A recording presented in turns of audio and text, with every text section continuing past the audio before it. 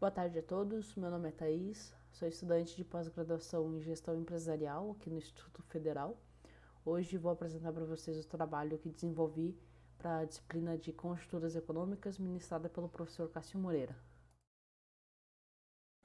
Esse trabalho se baseia em um artigo chamado Do Ensaio Desenvolvimentista à Austeridade, uma leitura kalekiana, escrito por Fernando Rudisky. O artigo foi publicado como um capítulo do livro Austeridade para Quem? Balanço e Perspectivas do Governo Dilma Rousseff, organizado pelos professores da Unicamp, Luiz Gonzaga de Mello e Pedro Paulo Bastos, e foi publicado pela editora Carta Maior em 2015. Primeiro eu gostaria de falar sobre a macroeconomia kalekiana. Michael Kalek foi um economista marxista polonês com grandes contribuições à macroeconomia. Ele é dono de uma vasta obra, escreveu tanto sobre economias capitalistas como sobre economias socialistas.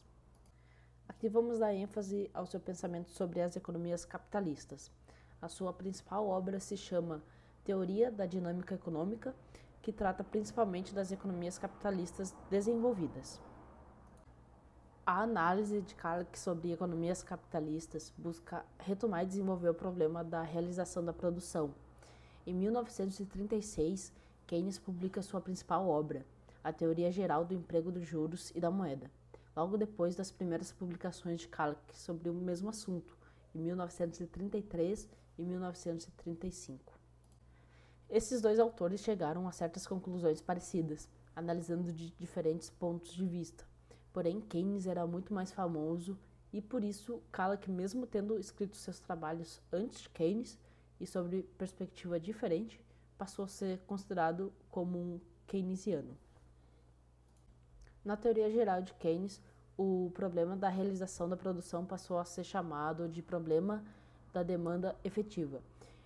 Por isso, esse tema, que era típico da economia marxista, passou a ser visto como algo central e essencial da economia keynesiana.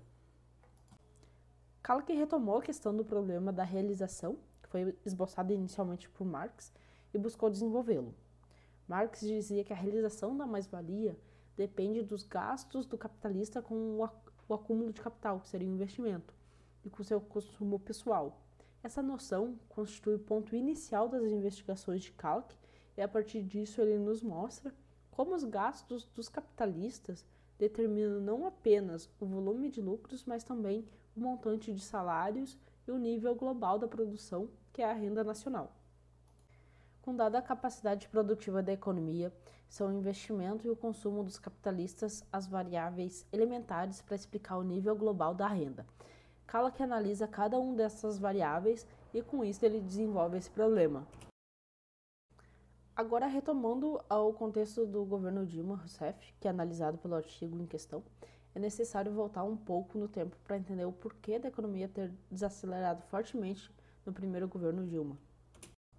O primeiro ponto é um dos legados da gestão da política econômica do governo Fernando Henrique Cardoso, foi a criação de determinadas regras de gestão da política econômica que foram justificadas com o argumento de que era necessário limitar a arbitrariedade da política econômica e regulá-la com regras explícitas, algumas definidas em lei, inclusive. Entretanto, essas regras limitam fortemente o arcabouço da gestão da política econômica. Uma das metas é a fiscal, que são justificadas unicamente por assegurar o equilíbrio chamado intertemporal da dívida pública. Então, a dívida fiscal não serve para fazer operação anticíclica ou buscar estabilizar o nível da atividade econômica. Ela serve basicamente para compensar com o superávit primário os custos fiscais da política monetária e cambial.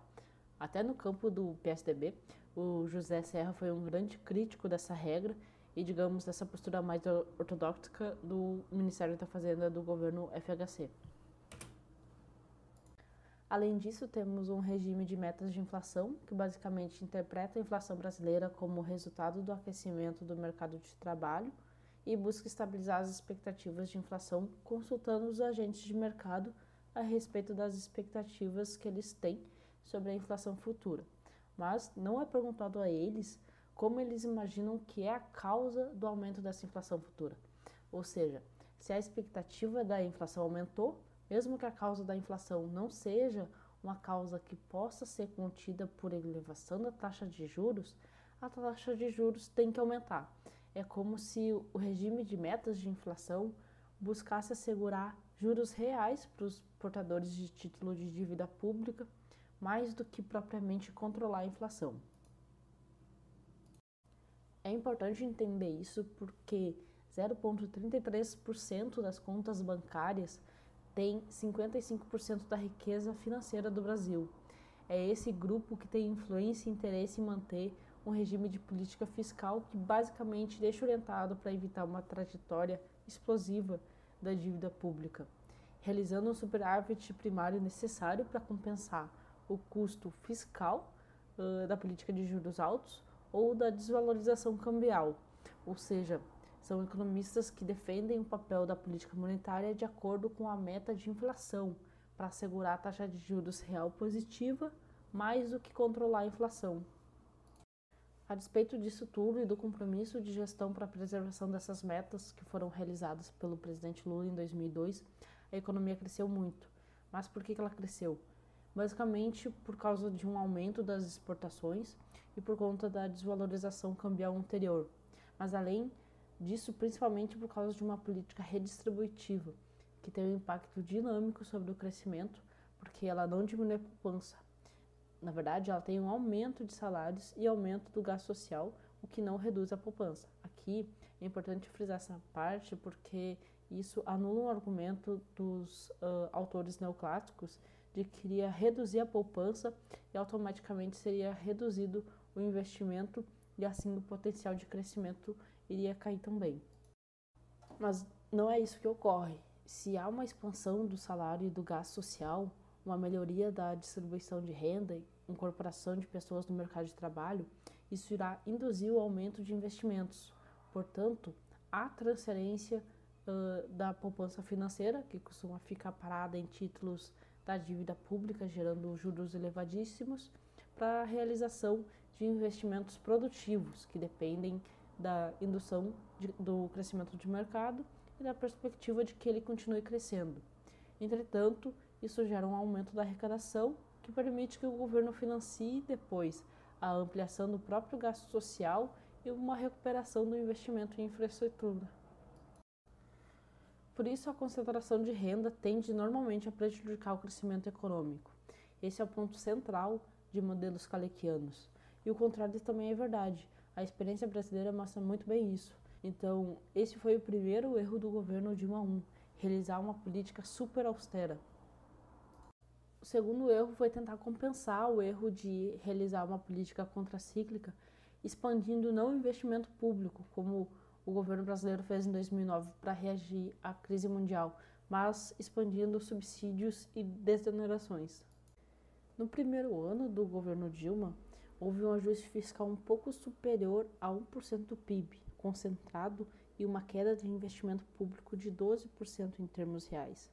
Além disso, o Banco Central elevou muito a taxa de juros, quase dobrou, e complementou esse aumento das taxas nominais com o controle quantitativo do crédito, chamada de política macroprudencial. Limitou a possibilidade de tomada de crédito, a economia teve uma queda livre. No último trimestre de 2010, a economia brasileira crescia uma taxa pouco abaixo de 6%. No segundo trimestre de 2012, em relação ao primeiro trimestre, cresceu 0%. Isso tem a ver com a velha matriz econômica, ou seja, a política de elevação do superávit primário a 1% do PIB é a política de metas de inflação, que agora era turbinada, não só com a elevação de juros, mas com o controle quantitativo de crédito. Uma economia capitalista, que está sujeita a um círculo econômico, Hayek falava bastante sobre isso, porque os empresários reagem dentro do mercado, expandindo a oferta e gerando capacidade ociosa para que o investimento seja induzido. Isso vai acelerar novas decisões de investimento e os consumidores, sobretudo no caso dos brasileiros, que se endividaram muito para comprar bens duráveis, carregavam prestações de pagamento das dívidas por um longo tempo, especialmente com financiamento de imóveis do Minha Casa Minha Vida a partir de 2011. Assim, era inevitável a desaceleração. Se analisarmos as taxas médias de crescimento das despesas e das receitas de 1999 a 2014, percebemos que o governo Dilma I não houve aumento das despesas, foram 4,2%, é quase o mesmo percentual do segundo mandato de Fernando Henrique Cardoso, quando o país estava sob a disciplina do FMI, 3,9%. Entretanto, o espaço fiscal, dada a meta do superávit, foi utilizado de uma maneira errada, com a redução do investimento, ali na penúltima linha da tabela, que cresceu 21,4% no ano do governo Lula, e uma expansão dos subsídios que passaram a crescer 27,3% por ano. Há muito mais do que se debater sobre esse artigo, entretanto, para respeitar o tempo disponibilizado, eu vou encerrar por aqui. Gostaria de agradecer ao professor Cássio pela oportunidade de realizar esse trabalho. Deixo o meu contato caso hajam dúvidas. Agradeço a atenção de todos.